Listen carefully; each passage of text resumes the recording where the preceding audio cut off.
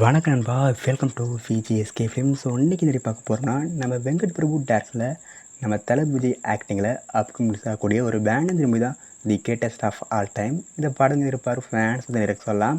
And இந்த படத்துக்கு star cast பார்த்திங்கன்னா, நம்ம தளபதி விஜய், பிரசாந்த், பிரபுதேவா, அஜ்மல் மற்றும் பல தமிழ் ஸ்டார் காஸ்ட் செஞ்சுருக்காங்க.